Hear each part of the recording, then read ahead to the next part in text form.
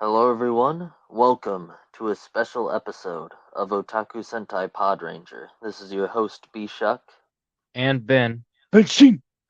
So, in typical Podranger fashion, we're a bit behind, so we're gonna be speeding along, what we haven't covered in regards to Kamen Rider Gotchard because the series has recently ended The and Chemi story comes to a close. yes, and we still have four more episodes left to review, so we figured that for this episode we go ahead and do one big send off to Gotchard. This is the show that gave us our start in podcasting. I was gonna say in pod ranging, but Oh it obviously very special to us in the history of our podcast, so yeah. we really wanna send it off as best we can. Yeah, like Gotchard, honestly, it deserves a little like a mini four-parter, right? Because man, what a series. And we're gonna get into just what the final episodes have to offer. Man, dude, Oh I, yeah. I am gonna miss Gotchard. And I'm gonna keep my opinions on Gav. My lips are sealed on that, because we're gonna get into Gav. Oh yes. But not right now. Right Absolutely. now, we're sending off Kamen Rider Gotchard. The Chemi story ends tonight. That's right.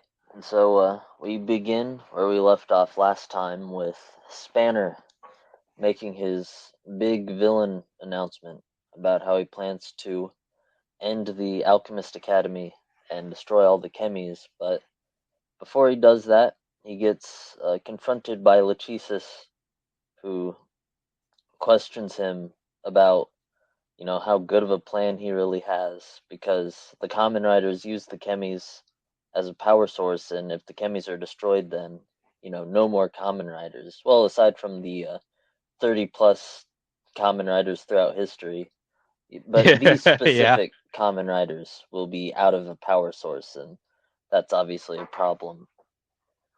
And yeah, so Hodoro and the gang are all getting together, trying to see what's going on with Spanner, question him.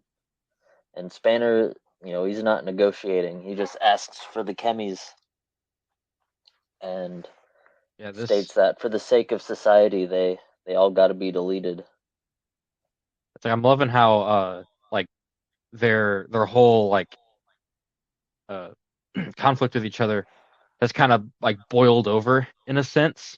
And now it's like Spanner's doing like he's kind of jumping the gun here, but he's still doing like what I think he would do, you know.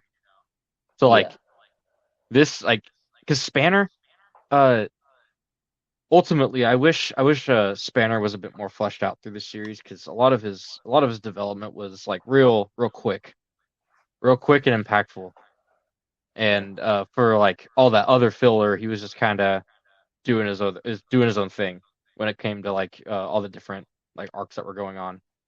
But yeah. here, Although it's, oh, you're saying, yeah, you're good. Here is it's something that really like I was kind of expecting, but like when it happened, I was like, oh God, they're actually doing this. Yeah, I'm ready to get into this rematch of the century yeah. coming Which, to up. be fair, that is kind of something with the show in general, like Yeah. because of how episodic it is. Whenever there is like an overarching story element, it is like it just kind of hits you with plot beats like out of Oh yeah. nowhere. So it always feels pretty sudden. Especially in But like how Gotchard does the setups and then the payoffs. Uh it's just another example of that, you know, like taking the episodic formula but still having all those like those setups. Because like I always say this, Gotchard's biggest strength is its setups and its payoffs. And this, let me tell you, it's a payoff. oh yeah, Because but of course, the first time we saw them fight was in uh one of the earlier episodes, like episode four, was it? three Three, actually. yeah. Yeah, it was very With early on. Apari Bushido, that whole thing. Yeah, Oh man, yeah, I cannot wait to talk about this. All right, let's do this. but yeah. Spanner traps everyone. Actually, him and some of the other alchemists from the association just trap them with like black flame alchemy and start taking all the chemies. And yeah, he succeeds. He takes them all except maybe like a few that Hodoro still has, but for the most part, he takes all 101.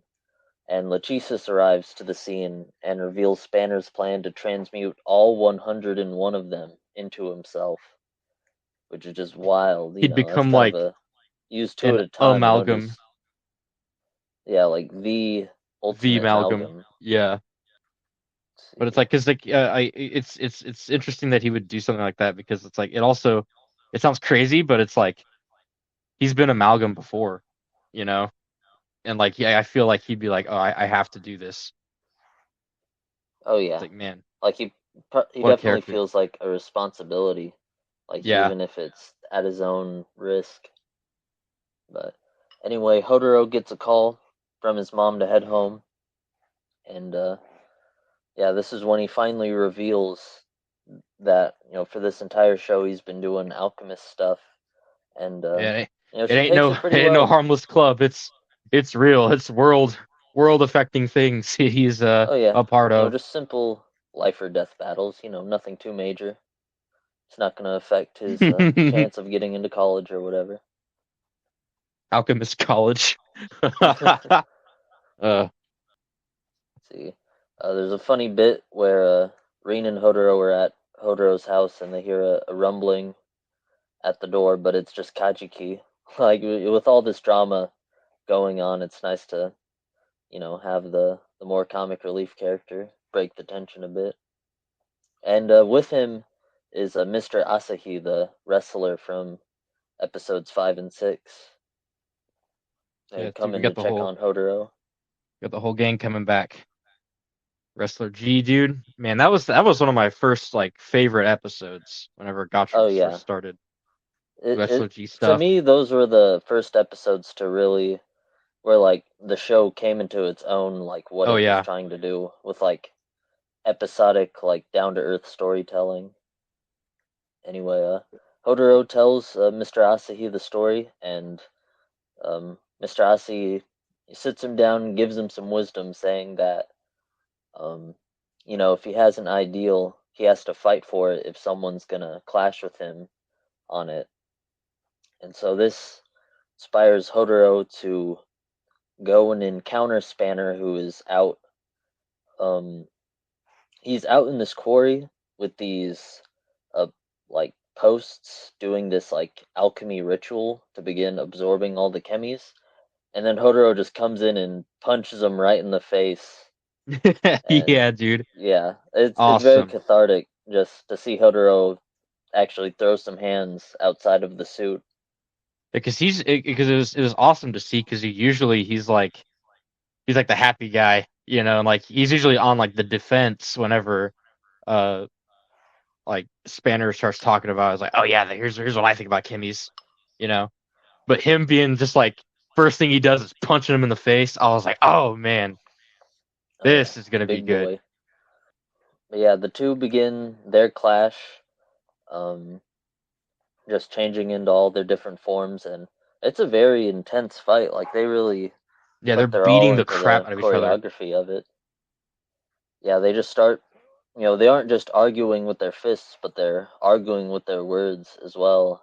And um, Spanner just accuses Hotaro of being childish and selfish about all of his ideals and how they're unrealistic. And the thing that I appreciate the most about this conflict is that Hotaro is like, yeah, I am selfish, and I know you don't agree with me, but whether you like it or not, I'm standing my ground and I'm gonna fight you on it.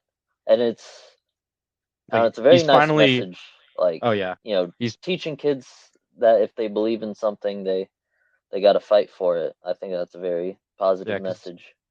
like with like a direct ally being in in total, like it say like somebody in like your friend group has like a totally different like ideology on something than you do, like total like a coin flip difference.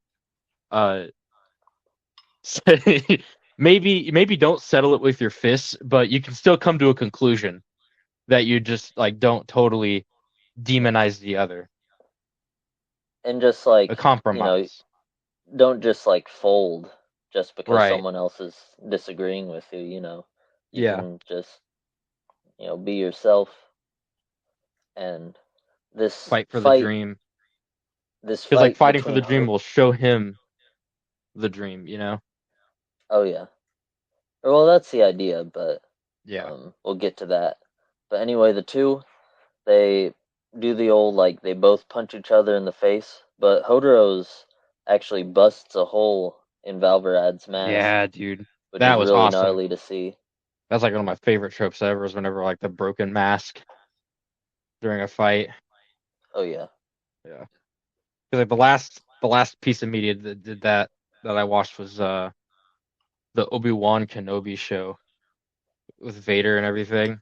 Oh That was yeah. cool. That was like Hmm. the last thing I've seen that trope be used in. Yeah. So like this Well, is it's this is used. nice. That was a while ago Yeah. too. At least that's just Whenever what it's from what used I've seen. in Toku, it's always very It always just looks nice. It Oh looks yeah, like it shows the heroes are like really in peril whenever they do it. definitely. Yeah, because like battle damage in general needs to be brought back into the modern light. 'Cause I remember like older like the old Transformers movies and then like the old Iron Man movies, like they had a lot of battle damage in them. Oh yeah. And here like we saw like a lot of battle damage in this specific fight. And it's like, man, dude, love to see that. Oh yeah. And the two have a rider kick clash Oh yeah. that creates even more battle damage by destroying the Valva driver. So yeah, Spanner's taking the L on this one. Yeah, forces him to transform back into a human.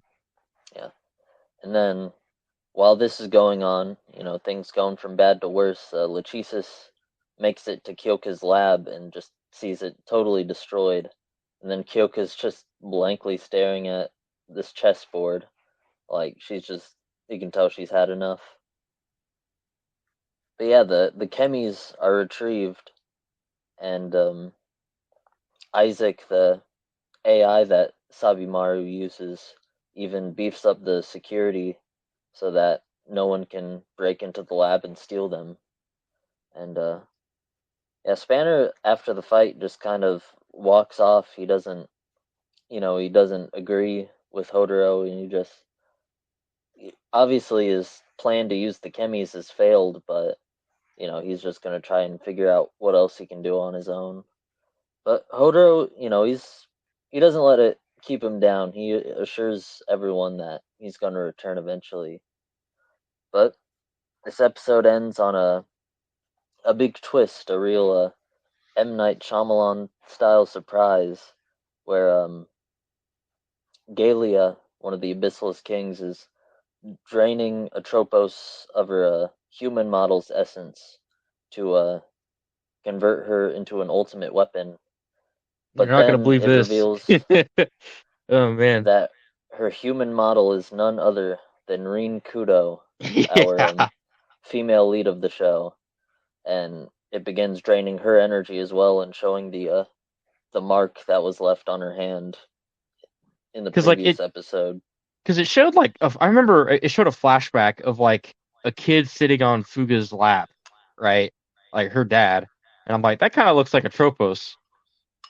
But then it kind of didn't at the same time. So but then like later on, I'm pretty sure they showed it again and it looked a lot like a Tropos. And I'm like, okay, something's weird here. And then like this happened. I was like, oh my God. Like that was out Yeah, of I didn't nowhere.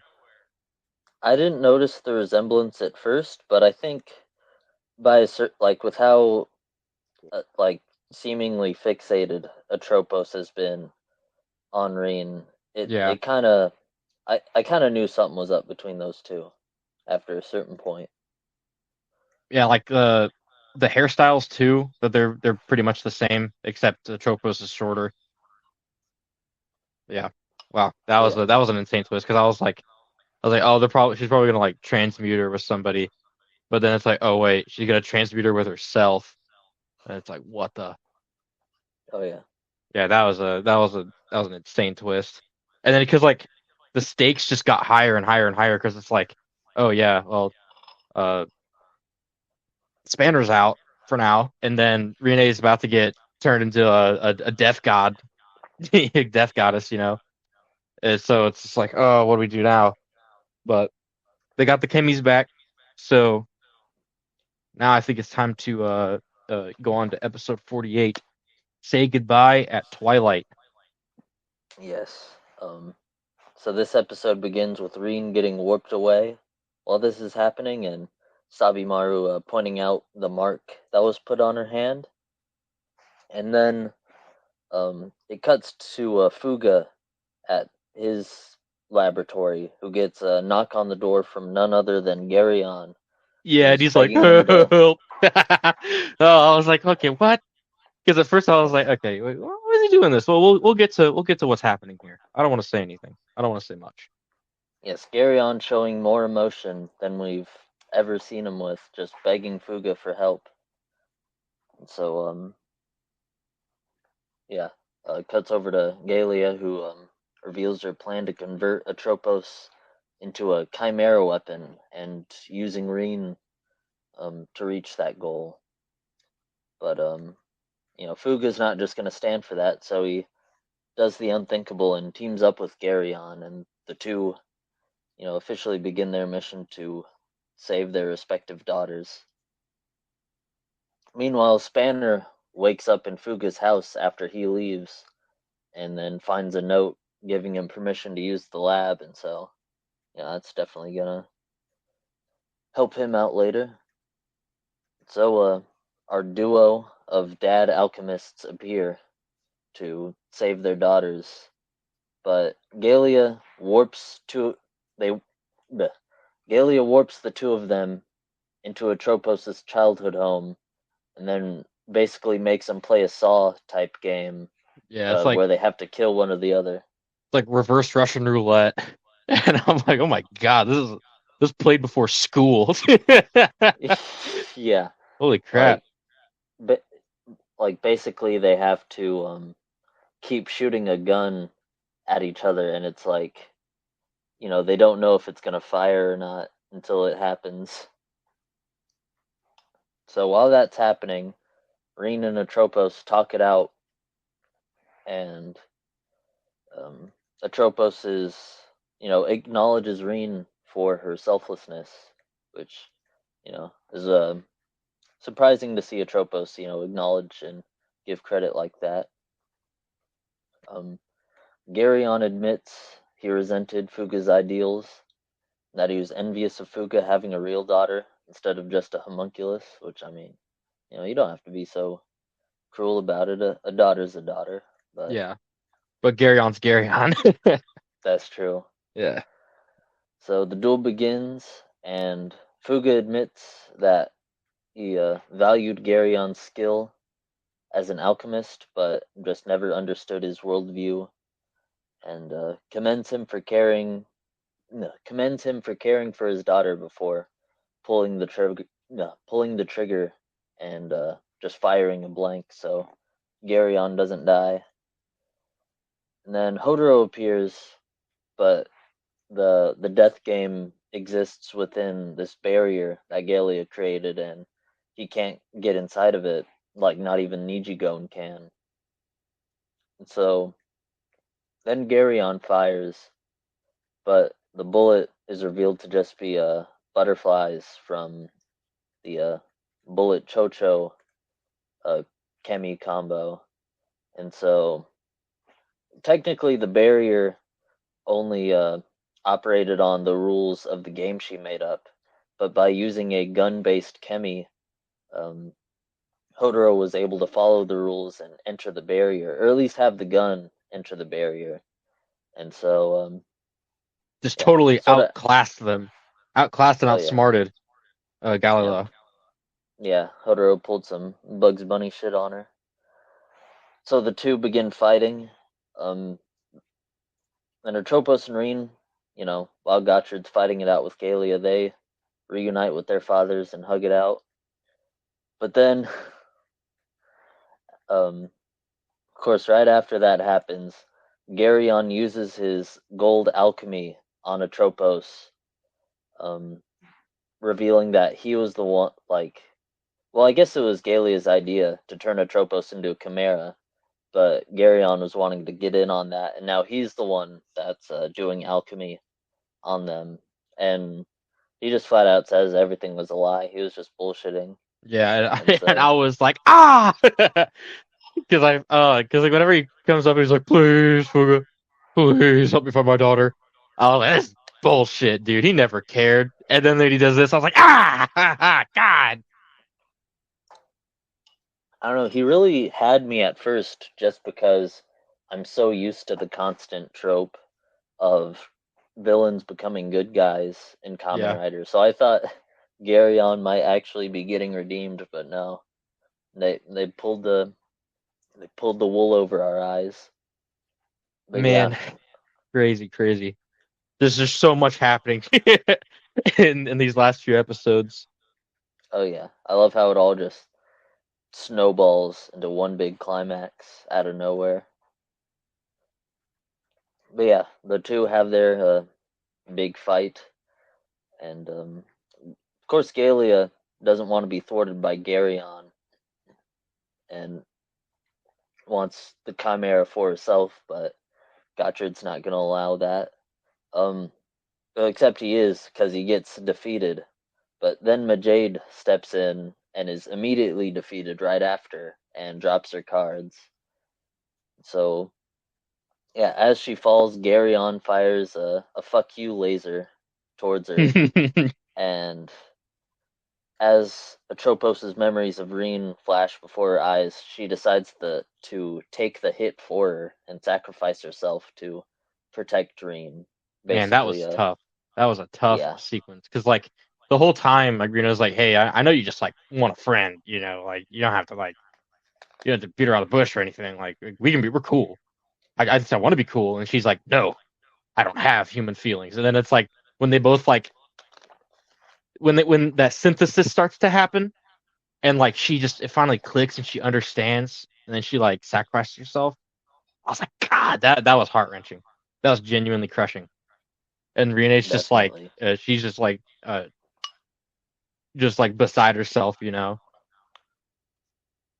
like seeing it end like that, man, that was tough. Oh, definitely. Like, makes you wish it could have ended better. And so like Garyon fucking kills his own daughter, and man, what a bastard. Seriously. But thankfully, her death isn't all in vain, and from her body forms, um, or not from her body, but a piece of gold drops from her as she dies, and then it becomes a new alchemist ring, which upgrades the alchemist driver into the majesty driver, and her two chemis into new twilight forms. And so she henshins, and her new twilight form is born. Oh, it Which, looks so good. yeah, I was Because like, iffy on it at first, but it really grew on me, especially with yeah. the details that look like a Tropos. Oh yeah. It looks like Atropos, and then like you got it kind of looks like Fuga's rider fit as well. And it's like she's become the ultimate alchemist, gaining this form. Oh yeah, I still wish she got a form with Dragonalos and Gaiard though, That'd be like those cool, two. man. That's one I wish that was a combination I wished happened because Dragonalis kind of he and Gaius just kind of came and went. Yeah, like they were important, for their own function, but like they Yeah, were more important for world the lore building than and yeah, actually being used for their power. Like it feels a bit missed, but maybe yeah, the V Cinema will use them. yeah. I mean We'll get them.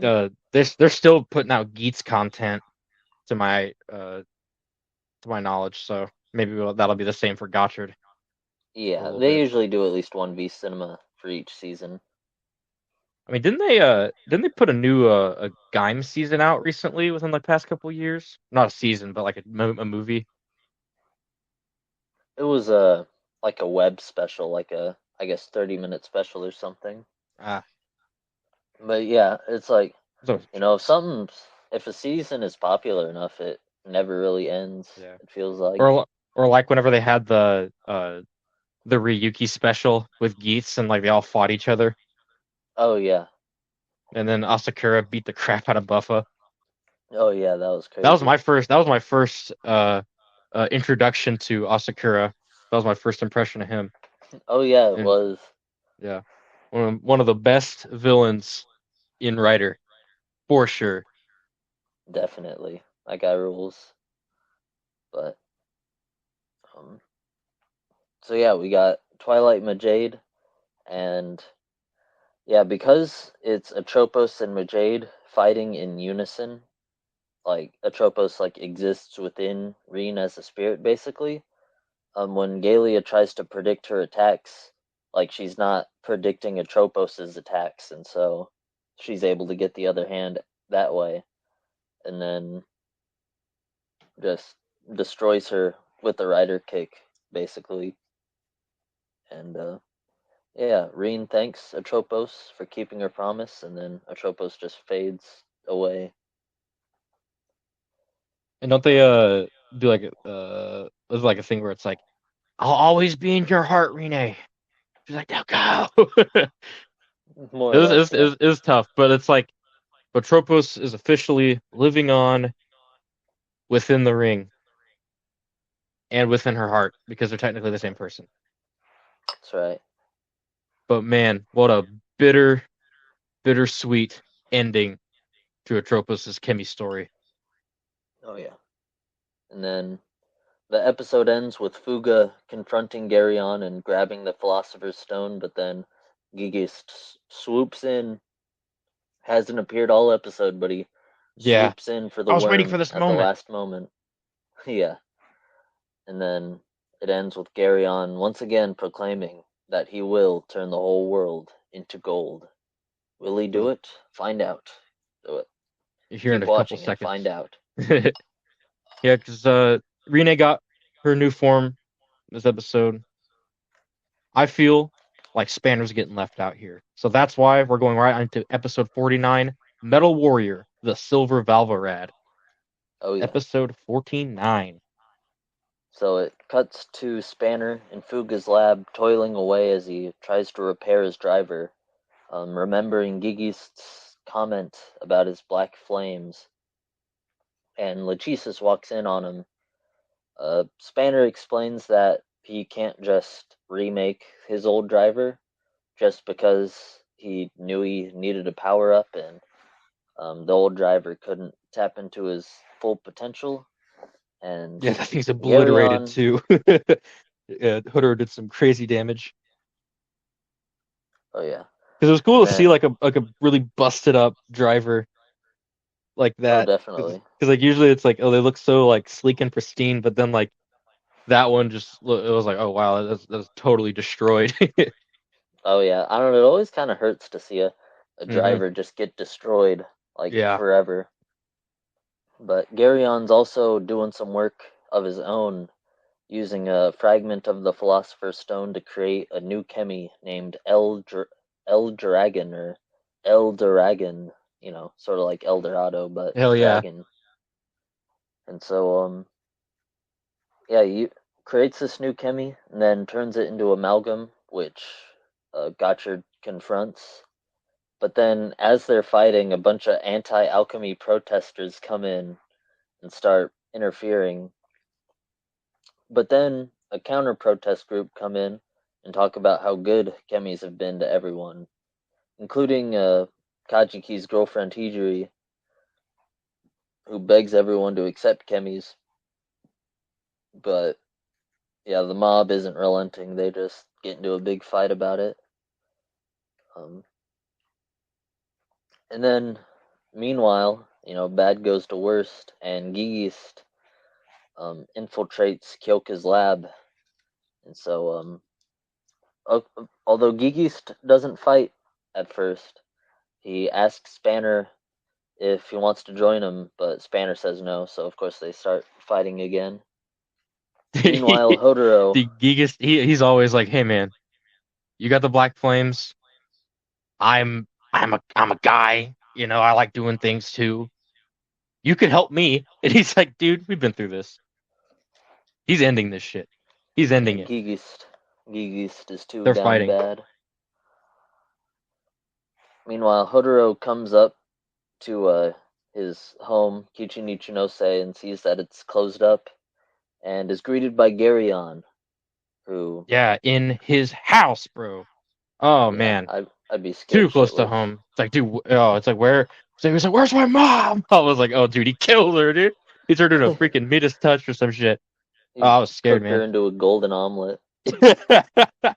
Oh God, made her one of those little So, gotcha curries, yeah, the blue ones. Ugh, what a fate.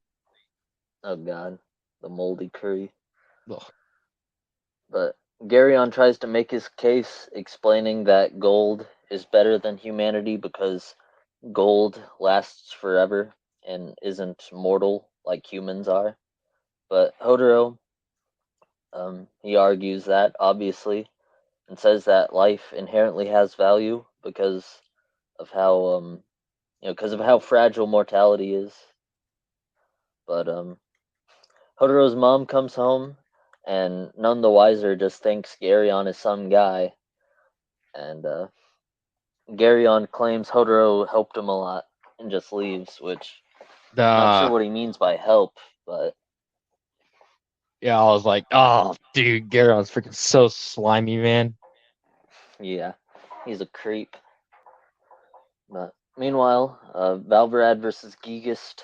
Gigist just wipes the floor with him. Lachesis attempts to join the fray, but just loses immediately. Because doesn't he like jump on him without just on his own without a driver? Yeah, I Just mean, yeah, fist fights Gigas, yeah. Because I mean, he doesn't it's busted, so he hasn't had time to make another one or something.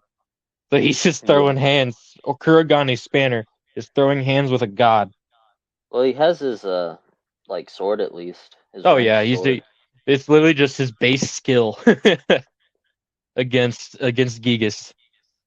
But so yeah, that doesn't work out for him, and as uh, yeah, so the two escape thankfully on Mad Wheel, and Lachesis, is venting to Spanner about how she wants to, rehumanize her sisters, turn them back to normal. But yeah, and they're with Clotho. Wait, are they? Uh, because like because they start walking and then Clotho kind of like ambushes the both of them. Oh yeah, right.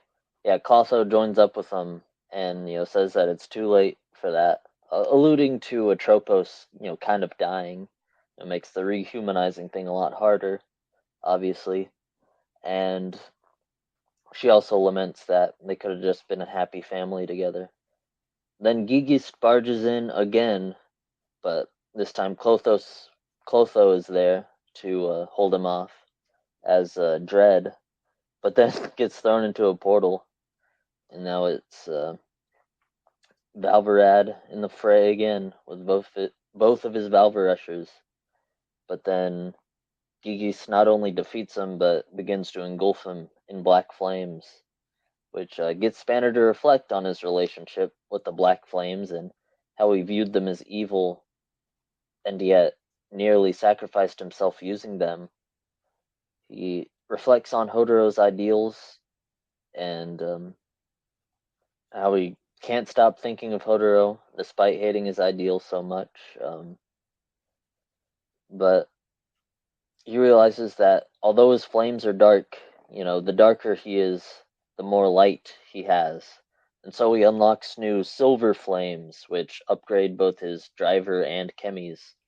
And now we got a Kamen Rider Valverad Kuragane, which is it's a very sleek, like Oh yeah, almost like Iron Man type suit. I love the it looks scouter he awesome. has. Oh yeah, dude, all silver, the dual wielding. This is a sick form. definitely. And so he uses his scouter to analyze Gigi's movements and evade them all. And he very easily overpowers Gigi's. Like, this is a real Oh yeah, he's powerhouse of a obliterating suit. him.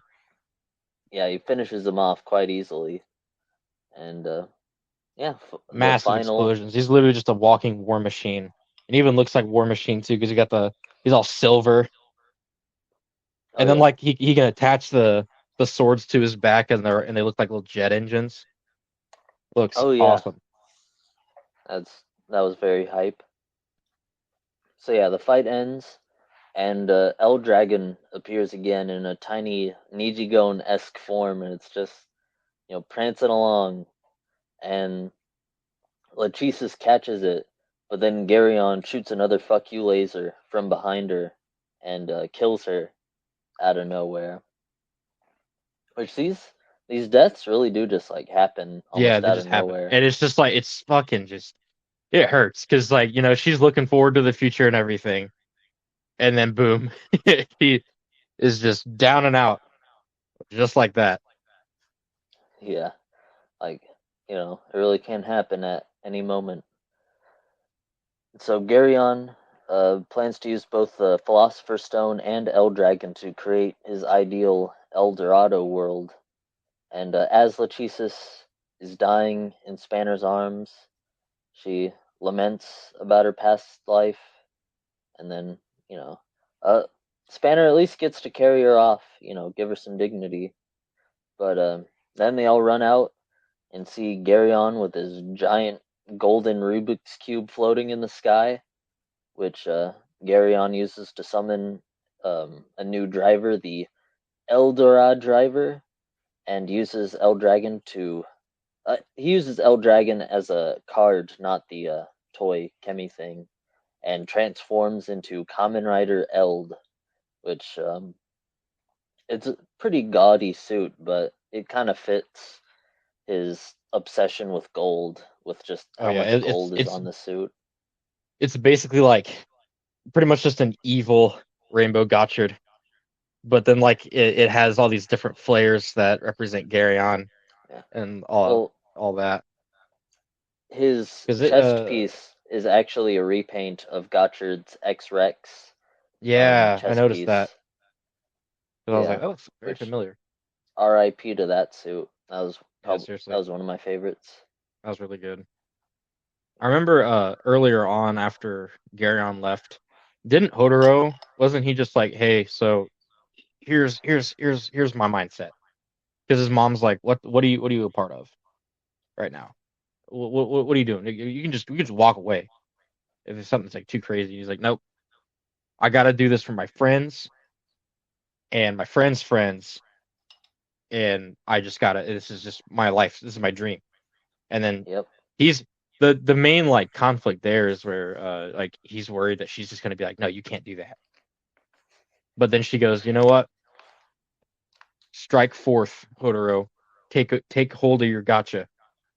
And he runs out. And now we end up on episode 50.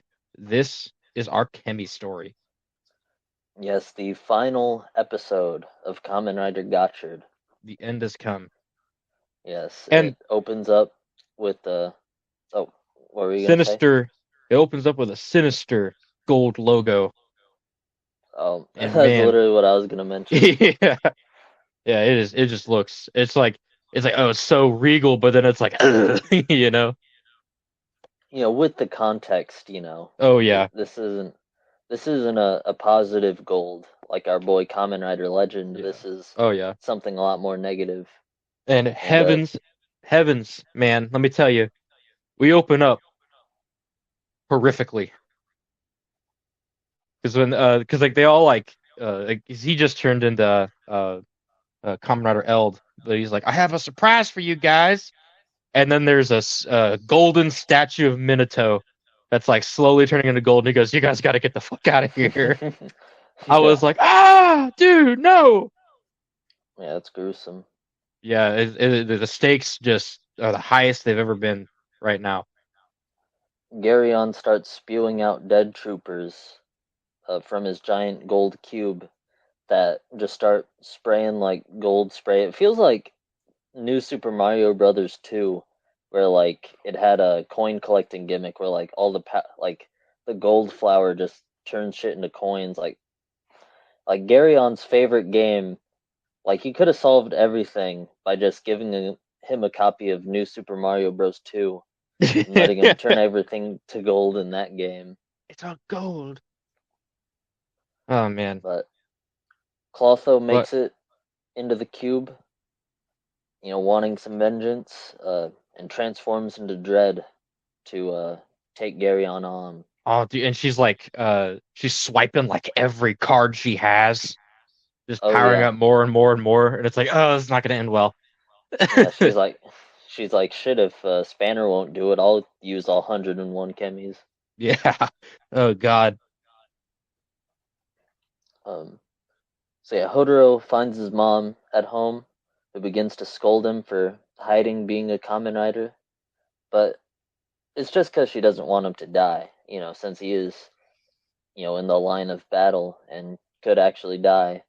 But Hodoro insists that he's got to fight, for the sake of his gotcha, his dream, and also so the entire world doesn't die and turn into gold. That's kind of important too. But she gets one final dramatic goodbye, begging him to give it his all and survive, and it's a very heartfelt moment before the final battle. And so our three lead riders henshin together and begin their battle against the Dread Troopers. We get a Yeah, dude. return The fight is of the happening. Abyssalisk Kings uh, from Garyon. He like summons them as puppets, basically, which is kind of a nice role reversal, because a while ago Garyon took the L while Yeah, the he was just Abyssalisk like Kings the ruled over pawn, him. and now he's the one up top. Yes, he's turned the tables. And so Hodoro leaves Reen and Spanner to take care of the Abyssalisk Kings as he begins to transmute a golden bridge to make it to the cube. And yeah, and then we get a surprise appearance from Kamen Rider Wind. He's come for the finale battle, and uh, yeah, he and Majade finally get their team up fight together against Germain, which is really cool to see. And Hodoro crashes into the cube and sees Clotho lying down from when she got her ass kicked, and she's passing on, and she begs him to survive and fulfill his dream. Garyon very cruelly states it was Clotho's fate to die, which pisses Hodoro off, and Garyon criticizes Hodoro for being weak, insists, once again giving his spiel that gold is an alchemist ideal because it lasts forever. And yeah, the two henshin into their rider forms, and as they're doing it, like their respective chemis are like giant size and have a beam struggle like as they transform. That was sick. Oh yeah. Yep, even on the civilian level, there's a big fight going on as Renge and Sabimaru fight off the Dread Troopers, um, using their alchemy powers to freeze some of them and save some people, including the paranormal streamer from a couple episodes ago. And yeah, and of course Kajiki joins in to help. He's the goat. And then back on the rider level, we get Majade, Wind, and Valverad given one final finisher to the Abyssalisk Kings. And now all we have left is Garyon. And so Gotchard's taken him on, but Garyon just keeps turning all of Hodoro's chemis into gold, making Gotchard lose all his forms. And he like keeps going into different forms until he's got nothing left. And it gets even worse when Garyon supersizes all his Dread Troopers to like giant size. Yeah, I was like, And oh, what the hell? We're gonna need the Yeah. Boom Boongers to come help out here. Oh Yeah, my. hopefully they're There was so right many. I was across like, town. what the? I was like, what are they gonna do? So the Dread Troopers have sprayed everyone into gold, and everyone's just stuck there frozen. But inexplicably, Hodoro is still able to move, Yeah, despite dude. being made of gold. Solid gold. He's just moving up forward. And Garyon keeps blasting him, but he refuses to stop. And you could explain that, like, maybe he's transmuting himself alchemically, like, to make his gold body move, but, you know, obviously it's some shonen anime, motivation type stuff, keeping him moving forward. It's that type of hype moment. And, he reflects on all his friends' hopes and dreams, and it drives him to break out of his gold shell, and he uses the gold to transmute his Gotchard driver into a red version, similar to his Daybreak selves, like the alternate future Hodoro's Oh, yeah. driver. Because isn't And this like, he, sorry for interrupting, but isn't this like the ancient alchemy that he's just like able to master? well, I guess just like alchemy in general, Yeah. because I mean, gold is like a standard like alchemist like element that Garyon happens to obsess on. And then he just like But totally masters it, just right on the spot. yeah, he definitely, It just goes to show finds a Hodoro's talent mastery, for man. it. Yeah, and So how good. much he's grown, you know, ever since episode 1 where he barely knew what an alchemy was. But yeah, he transmutes a new driver and upgrades his chemies to Ultima chemies and unlocks a new, well, quote unquote new Steam Hopper Ultima form, which It kind of is looks just like the perfect cell versus cell perfect, you know? pretty much, yeah. It's just brighter. Yeah. And so he transmutes all of Garyon's gold off of Earth and creating a new planet, which surprisingly enough isn't the first Kamen Rider to create a new planet in his finale. But, if it's weird I have two nickels for that, or however Yeah. that saying goes. And then Gotchard uppercuts Garyon into the sky towards the new planet and um, summons all 101 chemies onto that planet to just take Garyon down, just obliterate him. And the two have one final clash of rider kicks, but Gotchard wins and destroys Garyon's Philosopher's Stone, which causes the fragments to rain onto the chemies. And then Garyon just kind of melts into a black goop. It's kind of funny.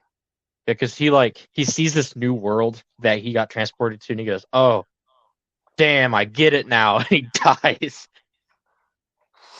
He's like, He's "I like, get it now. oh, It's beautiful." Yeah, yeah. that was cathartic. Yeah. And Get out of that's here. the end of Garyon and the victory of our heroes. His chemi story is over. He never And had we get one. a nice little epilogue section of Hodoro talking to his friend Kaguya, his friend from across the multiverse, about all the Oh yeah, good things that legend have is been back. happening. It's wild to see how Kaguya in Kamen Rider Legend was introduced in like a little like web like special, like a Yeah, two-parter, legit. and now he's just like part of the main cast. I wonder if he's gonna have any like anything to do with the next season. Well, we'll get into why that might be here in Yeah. a Well, second. I mean, his character, since um his whole gimmick is like connecting the universes of writers together, like he is kind of like the perfect little plot device to like make crossovers and stuff happen. So Oh yeah. And I mean he's interesting enough on his own too, especially with like his whole world has lore, like they could make a whole season out of him, but oh yeah. him being like the Marvel and DC's access, right? The guy that funnily enough it was made via Amalgam Comics in Yeah. that whole merger, keeping the both universes divided. He's like their access. That'd be cool Um, if they went through with that though. yeah. I mean, he's basically kind of like um, Kamen Rider Decade, but for the Reiwa era, more or less. Just like he's sort of like a figurehead for like Kamen Rider crossovers. You know, just by the nature of his character. But Hodoro's talking about how the academy is finally letting in new students. Spanner is working to revive Lachesis. Was that was that correct? I wasn't fully sure. I think Like as I was so. typing the notes, I Yeah, something close to that. At least like fixing that process, I'd say. yeah, because it is a shame that the all three Abyssal sisters got killed Yeah, off and their weren't even stories. revived. Yeah, their stories were just so fucking sad because like each one of the trio had something to do with the main trio, and like because like Clotho's arc with Hodoro was so good, and like the end of that was just so bitter, Yeah, man. like I was hoping that it'd work out for them, But but alas, yeah, Reen's training to surpass her own dad in alchemy, and chemis are just an urban legend now. Like people like will have rumors about them, but thankfully they're not just public knowledge, and people aren't just doing stupid shit over them anymore. Yeah, Hodoro runs out of his house and goes up to the new planet he created. And imagine being a high schooler and saying, "Yeah, just I going to created a new planet." yeah, I created a new planet, an alternate plane where fucking a whole like species exists in harmony. Yeah, like the planet is now being used as a sort of safe haven for the chemis to keep them on. And And he's like, yeah, well, my dream technically did run through, but we came to a good compromise. Because like his whole oh thing yeah, was just like, oh yeah, humans and chemis living in harmony. It's like, well, I guess this is the harmony that they were looking for. yeah, like they're still here whenever we need them, but they're much safer here. Hopper One pulls up with the whole gang from the show, just gathered onto the new planet, and yeah, we get a bit where Hodoro falls over and Reen helps him up, just like in episode one. Really bringing it full circle, and everybody runs off. They run off through the new Chemi planet, Into and the chemi sunset and ending the chemi story. yeah, thus ends Kamen Rider Gotchard. But wait, there's more. That's right, we get a little MCU style post credit stinger where our protagonist of the next Kamen Rider series, Shoma, aka Kamen Rider Gav, meets up with Kaguya, who's morphed up as Kamen Rider Legend, who gives him a Kuga Gochizo, which is like a little gummy type creature thing, which, you know, next episode when we talk about Kamen Rider Gav, you'll learn all about those. And Shoma returns the favor by uh, giving him and Hodoro some gummies, and they just, you know, they each eat a gummy, and they're like, "Damn, that's good." and then it's over. Yeah, and that's it. That's the chemi And story. That is the story of Hodoro Gotchard, yeah, the the story of chemi one story. high schooler who became an alchemist and caught 'em all, Ash Ketchum style. Yep. Yeah, at first, when I first watched Gotchard, I was like, this isn't gonna top Geats. But now that I've finished this, I can't really even compare it to Geats. It's so different, right? And that's the beauty of this series, is that like Yeah, get it out of your mind to compare. Don't compare. You can't compare them. yeah, It's yeah. They, worthless to compare them. yeah, they both attempt like very different things, and if you try to compare them, it's really going to be apples to oranges. Yeah, I mean, you can have a because preference for sure. Like I would say, just based on my personal taste, I still prefer Geats overall just because of all the crazy things oh that yeah, season did and just like how much it experimented both conceptually and visually, like doing a lot of stuff we've never seen with Ryder before. And then Gotchard is definitely a lot more down to earth, more episodic. yeah, Does do some new things like the alchemy motif and the Pokemon style like creature collecting, yeah. It's but just it's there's so still much inspiration. oh yeah, a lot of creativity in this Yeah, season with all because the like different because like designs. you got like Yu-Gi-Oh type card collecting mixed with like Pokemon style. Got to catch all of them, and then you got like like the writer tropes, right, and like all that building up there, and then also like the idea of like, oh, it's like a magic school. Yeah, there's so much to Gotchard, and like it really came into its own because I was worried that it was just gonna fall too deep into these tropes and just like become just like bleed inspiration, but it it really surprised me because like this show, it is breakneck pace. There's a lot happening, and like each arc is reserved, right?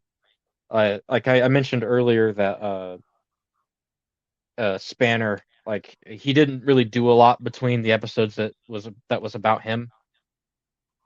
Uh, because I mean, like you could say that, but then like at the same time, they said what was needed to be said in the arcs that he was in, and that goes for everybody who has like arcs, right? Yeah, they Uh, kept it very simple. right. Like it's like everybody gets they get their time in the spotlight, and it's not like overdrawn. The only complaint I would have is that I wish they had those like ultimate forms for Rene and Spanner a bit earlier because those just ruled, man. I would have loved Oh to yeah. see both of those forms do crazy stuff, but there's obviously going to be some movies coming out, so we're going to see those again, and I cannot be more excited. Oh yeah. That's how you hype up post content right there. Yeah, there's Because like still in this like frame, it makes sense just through the story and like the arc because it's like, oh, this is the peak of their character, and here's the peak of the story. Yeah, like characters yeah. were great, story was great. Um, yeah, it's man, Gotchard, because Gotchard made me realize it's like maybe it's like I shouldn't be like because at first I was like Gav looks a little strange, but then again I was like, oh, I said the exact same thing about Gotchard. Oh yeah. Minor spoilers, That's kind of a but full Gav's first circle thing. episode was crazy, and I was like, yep, this is gonna be another goat. So yeah, Yeah. look forward to more Gav from us. Yeah, and that's the cool thing about Kamen Rider with its yearly cycle is that it always sucks when like you get really into a show and then it ends and now you got to put your trust into something that's completely different. Yeah, But just like totally often different. that trust can be rewarded, and you Yeah, get like another unique experience and a unique take on the tried and true Kamen Rider template. yeah. Because ultimately, I think what it is there's going to be all these crazy new ideas, these innovative new characters, these just like just mind blowing fight sequences. But at the end of the day, it's going to be Kamen Rider, and I think Oh yeah, that's what makes it special is that it can be whatever it wants to be, but ultimately it's still Kamen Rider. yeah. Like no matter what it's about, you're gonna see awesome, suit designs, uh, duking it out with each other with awesome choreography and special effects, and it's always a fun ride. And yeah, I think yeah, I would say my only like main complaints with Gotchard is that like I feel like it could have leaned into like the monster collecting element a bit more because it only kind of really did it with Hodoro, where like Yeah, they had Hopper One and Niji going as like his little buddies. Like, I wish they showed like I guess more of a connection with Reen and uh Spanner's like like Yeah, trademark chemis. Like I they didn't agree with really. that. Because like the most like catching they did was in the level 10 arc, you know? Oh yeah, that's like they really like early on sped through a lot of like chemi collecting. Like an Yeah. episode would start off and they were already using like chemi's suite. Like they caught off Haven't even screen. seen. Yeah. Because I mean this isn't Pokemon. It's not gonna be like a billion episodes. You know, it's only 50. So I mean I understand on like time constraints. But yeah, I think actually a big complaint from me, and this comes from a Western viewer, uh putting the end of that arc in a movie that we couldn't watch for like another 6 months after it like came out in theaters, and we were like Yeah, already knee deep in like two arcs after that. Ah, yeah, that was rough.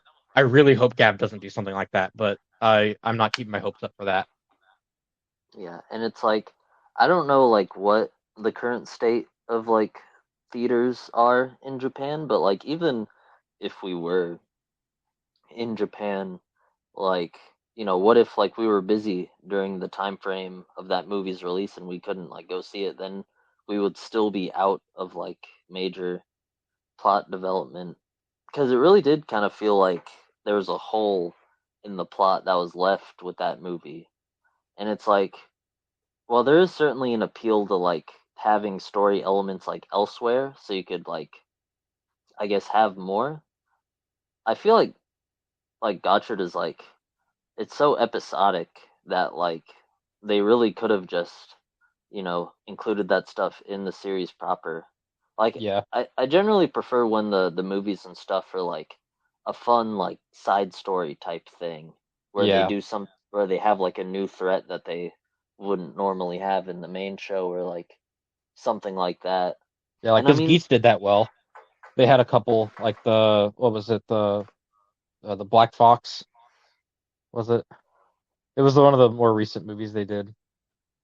you mean like the summer movie? Yeah, where like they had those Yeah. like those other game masters that weren't even like a part of the DGP. Oh yeah. Yeah, like that's an example of like just like a side story type Yeah, thing. Like at most they just had a they had the Black Geats like cameo in an episode before the movie came out, but it wasn't like important. yeah. Although I will say, It was pretty much just like advertisement for the movie. yeah, and like and talking about the Geats Revice Winter movie, that also wasn't like they did reference it like a lot later on in Geats, like but it was just like one element and it like you didn't really need the movie like for the context, especially since they like explain it really quick anyway, like what the element was. But like, yeah, with the but with the Gotchard Geats movie, like it really felt like there was just a hole in the plot that was left with that movie. Like just watching the TV show, like there's a pretty decent piece missing. Yeah, because I mean it's literally just like the end of an arc. You know, it just kind of like gets resolved off screen Yeah. Although from I our will say perspective. the summer movie of Gotchard handles this a lot better because the summer movie is also like a part of the plot, but it's about like it's them going to the future Gotchard like dark timeline where everything's even worse and it's like it's still part Oh, of the canon, but it's literally like a side quest within the canon that like was yeah. perfect for like having the movie dedicated to it. I And forgot about Gotcha Daybreak. I really like how they set it up like in the show first. Like that's kind of the opposite type thing where it's the show influencing the plot of the movie instead of Yeah, the movie influencing the plot of the show, which I think is like the better path yeah. Because overall. like in the show, like they could have just left it at like, well, the future's in his hands now, and it would have been fine. But like them having the opportunity to be like, okay, we can go and do this crazy storyline for a movie and like wrap all that up. But like that's how they should do it. Um, Yeah, that movie's gonna yeah. be hype as fuck once we can Oh, actually watch it. definitely. Oh yeah. because because see that's a point in time that is so distinct that you don't need to like watch it in a specific order because like during the Geats movie, like having like the end of an arc in a crossover movie was a strange decision. You know? Oh yeah. Yeah. Well, it makes sense from like a making money standpoint, like making people Yeah. like go to the theater to see the missing plot, but it definitely feels a bit exploitative. Yeah. Because I mean if I'm gonna go to like a movie, right? Like I don't know. Because like with that it's like, oh, let's bring me and the boys going to see Kamen Rider Gotchard movie. And but they haven't seen like this they haven't caught up in the show, so like they're gonna get spoiled for like one of the first big arcs, you know, Yeah. stuff like that. But then like if say it's like, oh, let's go watch the Gotcha Daybreak movie. This is an alternate timeline where they got to go save, and they just jump right into that. But Yeah, maybe I'm just it's like coping because I don't have access to the movie in America. yeah, But like I think back to like, the old Dragon Ball Z movies where they like it was yeah, still like, a high stakes like battle thing, but it felt standalone, like you can enjoy it without like worrying about, you know, anything else, and you could enjoy the show without worrying about whatever happens in the movies. Like I feel like that's like the natural order to me. yeah, But in regards to the show itself, I'd say my main issue with it, and it's although I've praised it for like its episodic nature, like it could feel like a double-edged sword sometimes, where there's some things I wish were fleshed out more, or like got a yeah, little more in depth. lots of But off-screen stuff. I mean that's it wasn't like a major flaw. It's kind of just like a Yeah, sort of like the main limitation the show has yeah, for me and you could that also keeps it frame from it. like Yeah, like you could also frame it that with it being episodic, that you're just kind of like seeing the big stuff happen in their lives, you know? that's true. Yeah, it's like I'll always say that like this show's strongest like this show's strong point is the setups and the payoffs. Like the writing's good. And like even with all these like, seemingly like holes in the plot, like it's still able to like carry itself with a lot of dignity. And I appreciate that about it. Oh yeah. It like it definitely knew what it was trying to do and just, you know, stayed, wasn't necessarily trying to like please everyone who would want something more like Geats. And like I was even thinking at first that, it would start off simple but then maybe like become like more complex as it went on, and it certainly did in some regards, like certain character arcs, and like the Minato's like little betrayal of him working with Gary on for an arc, like that was a pretty good example. Yeah, that was a really good like little arc there because like you get that good character development with everybody since like everybody's involved in that character, you know? Yeah, and it shakes up the status quo a little bit, Yeah, but I at least commend it for just sticking with like a pretty episodic formula, like all throughout, just yeah. being what it wants to be instead of just like pandering, I guess. Because I And remember something like if we take like Ryuki for example, that show felt like it was like we're watching like every day as it happens with these oh yeah, characters.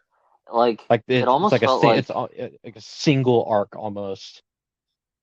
it almost felt like a slice of life, but these people also happen to They're in a have death a double life competition. as yeah, Yeah. a double life transforming into superheroes who have to kill I almost said kill themselves or kill each other.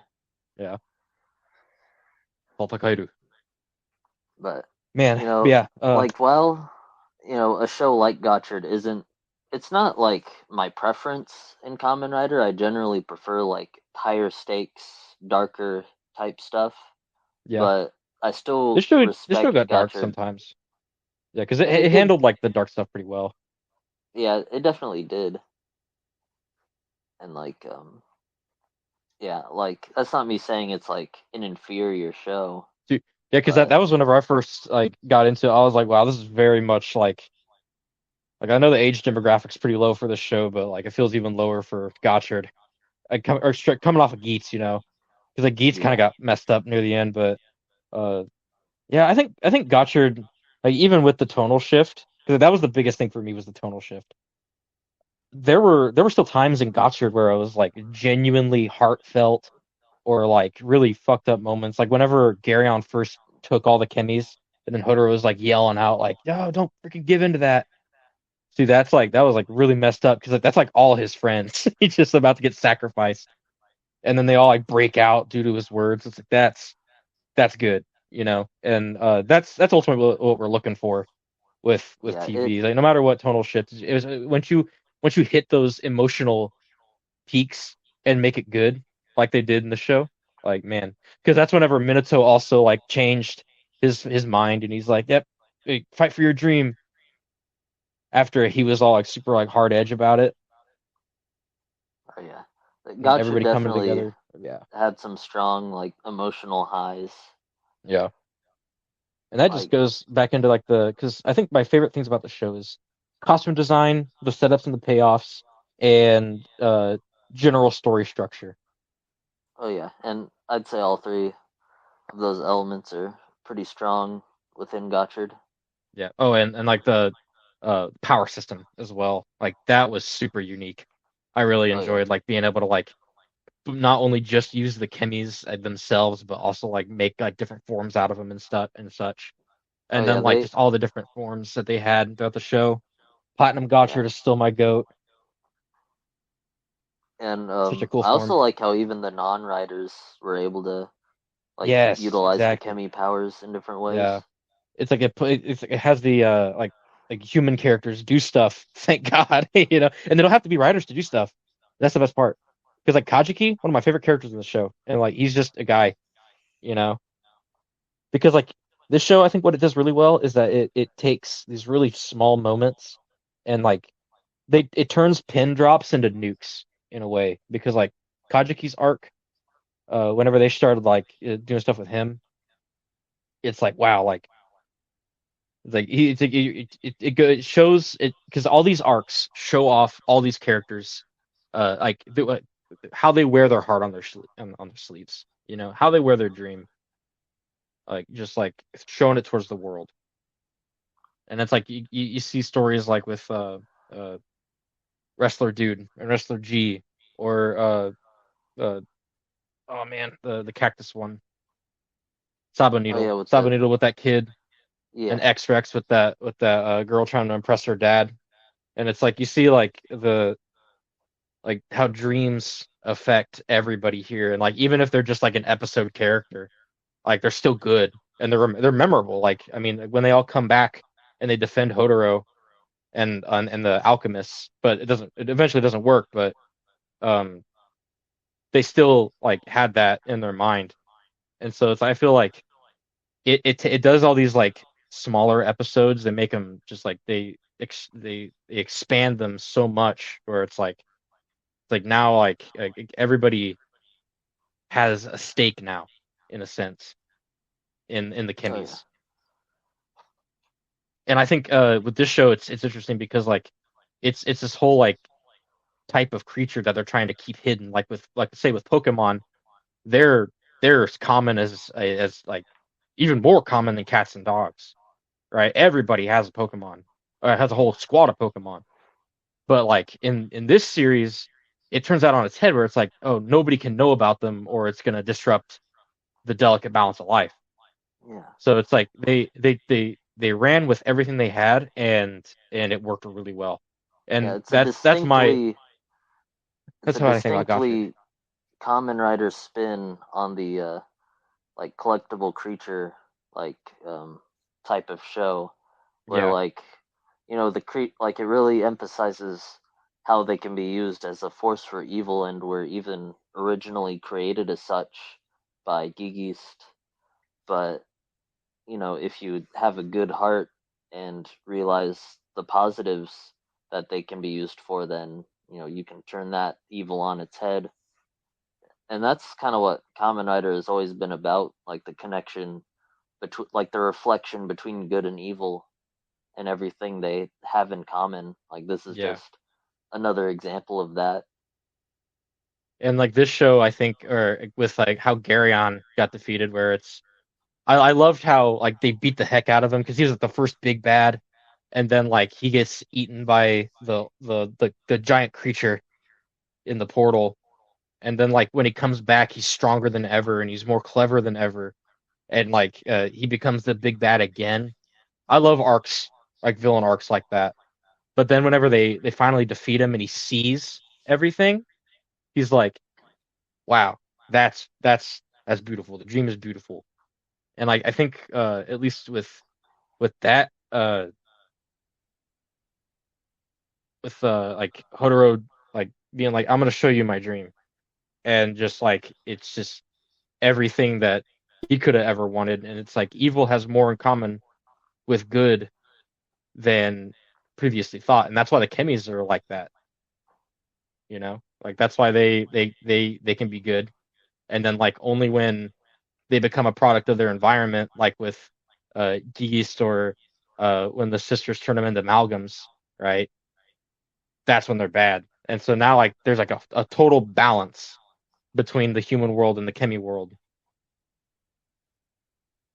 Yeah. Oh I think yeah, what I'm trying to say is that uh in alchemy there's always two sides in a coin. And so like good, evil exist on the same plane, right? And alchemy, I think to me is just being able to take those aspects and twist them. yeah. And It's man, I taking think that's like it's yeah, literally just taking one thing and turning it into something new. Like yeah, that's something what from alchemy nothing. is all about. Yep. And man, this show I think exemplifies that whole idea, like turning like this like something from nothing, right? Like this giant dream Otaro has, he achieves it, right? From the ground up, like through all the mountainous trials he and his friends have had to endure, right? In the shadows, no less, right? Oh yeah, But yeah, I think he, ultimately Gotchard was a damn good Kemi story. At least a 9 out of 10. I agree. I I'd say 8.5 like at the for least. me, see, I'd give it like a 8 out of 10, a 4 star, just completely solid. It doesn't like Yeah. for me it hasn't reached like it never really reached the highs that like some of my like favorite seasons have reached. But just for what it was and for what it accomplished, I just think it was like really solid. Like just like no notes, just a good show overall. And is that Yep. have we I said our agree. piece on Gotchard? Are we Yep. are we set? Ultimately, that was a good Kemi story, and I cannot wait for future content. Oh yeah. Which it's funny, like we had this season which was about alchemy, which has all these deep like philosophical connections, and now this next season's just an alien who uses snack food powers, and it's like he, you really like snacks, and that's pretty much the gimmick so far. Yeah, it goes to show just how much Kamen Rider can change from season to season. Yeah, I think yeah, this show really it's opened my mind to further series as well, I think. And that's why I rated it so high because it I don't know, it's very formative. This is a very formative series in this series that I have watched. Oh yeah. Because like Although for me, it's just kind of been yet another it, one because I've yeah, seen it's so another many one. at this point. Yeah, you've seen a shit ton of both this and Sentai and like other tokusatsu. I Oh mean, I'm yeah, still I'm on a green mission. compared to like the wider Toku world. You know, I mean, Oh yeah, I've gotten through because I tried recently to watch 01. I don't know. It's like for me, like the costume design is just not there, and that's kind of hard. yeah, Just like watching the fights go down, it's just like, you know. yeah. Well, I mean, if you asked me to recommend either Zero One or Gotchard, I'd definitely go with Gotchard. Yeah. It's definitely the more solid show. Like Zero One, I enjoyed as I watched it, and the suit designs do in fact get a lot better as it goes on. Yeah, I But remember didn't in Gotchard like they showed off a it's like, oh yeah, this guy's he's got the power to use one of the other Kamen Rider suits, and it's like a fucked up looking 01 suit. oh yeah, that's Arc One. Yeah, that looked cool. I'll give it that. Oh yeah, So, yeah, maybe I just need to give it more time. yeah. I mean, you should certainly see it through to the end and form your own opinion on it. Yeah. But alas, this isn't the Zero One cast. Well, it Yeah. isn't the Gotchard cast anymore either. But It's the you know, Gap cast.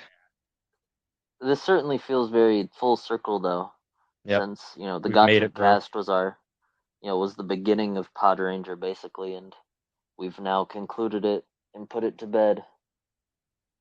The Kimmy story is over. Oh yeah, but Man, I'll Kimmy miss it, stories are but just I'm beginning. I'm very much looking forward to more Gav because those first couple episodes ruled. Oh yeah, I think and we're up to two now. yeah, we're up to two, Good stuff. and our viewers will see what we have to say about those episodes of Gav on the next episode of Podranger. But until then, we are signing off. See you next game, writers.